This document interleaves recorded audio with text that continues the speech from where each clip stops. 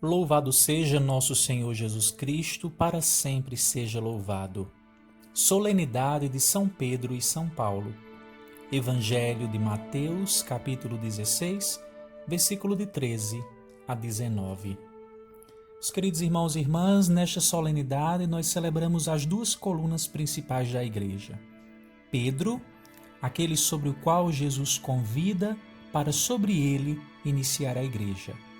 Paulo, apóstolo dos gentios, aquele que não se limita a pregar de modo pequeno, mas a alargar o seu pensamento e alargar também a sua pregação.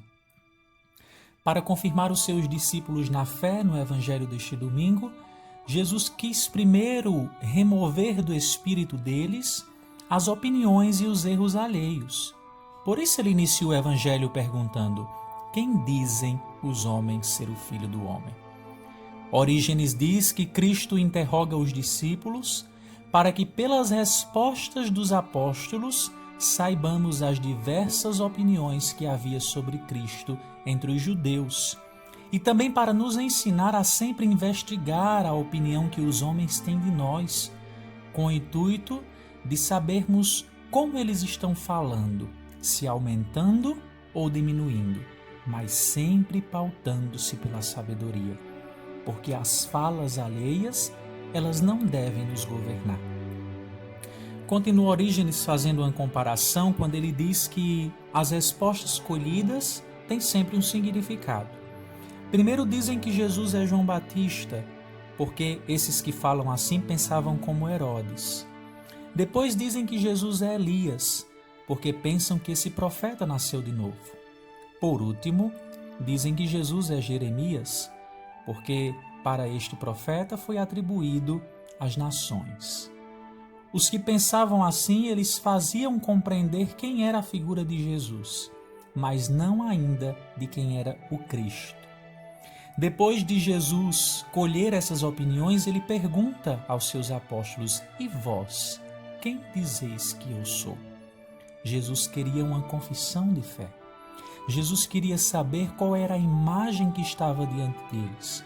Se era apenas dos seus milagres, dos seus feitos na terra, ou se eles já conseguiram transcender o seu coração para as alturas, lembrando que a verdadeira confissão de fé é na divindade de Jesus, a partir dos seus atos humanos. São Jerônimo diz que os homens eles têm uma opinião mundana, mas nós, enquanto discípulos, qualificados na qualidade de deuses por participação, devemos realmente entender quem Jesus é. Pedro, ele toma a frente nessa resposta e afirma e confessa: Tu és o Cristo, o Filho de Deus. Jurando pela sua vida, Pedro diz isso. Olha que interessante.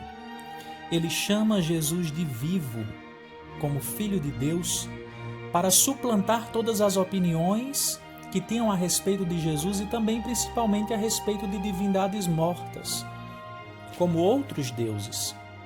Mas Pedro sabe que Jesus é a fonte da vida, é a imortalidade, é o Filho unigênito do Pai, procedendo de todas as fontes a manifestar realmente a insondável misericórdia de Deus. No admirável contraste, o Senhor ele professa também ter assumido de modo humilde ao perguntar aos homens, aos apóstolos, quem ele era. E os discípulos, na sua resposta humilde, eles revelam a excelência da eternidade divina que há em Cristo. Que bela participação! O ser humano, na sua humildade, reconhece a divindade. Jesus, na sua grandiosidade, reconhece em nós a necessidade de participarmos desta divindade. Santo Hilário diz que a confissão de Pedro, ela mereceu uma grande recompensa, porque viu no homem o Filho de Deus. O que nem a carne nem o sangue pode revelar, mas somente o Espírito Santo. Portanto, em Pedro está a confissão que o Espírito Santo dá.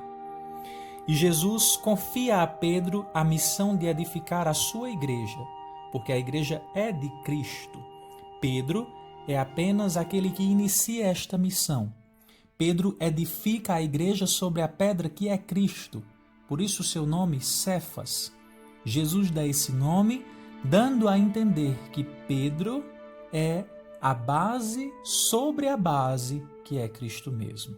Sem malícias espirituais nem conspirações, mas por entender que a tradição vai nos colocando diante disso para percebermos que a divindade conta com nossa humanidade para a continuação da pregação do Evangelho.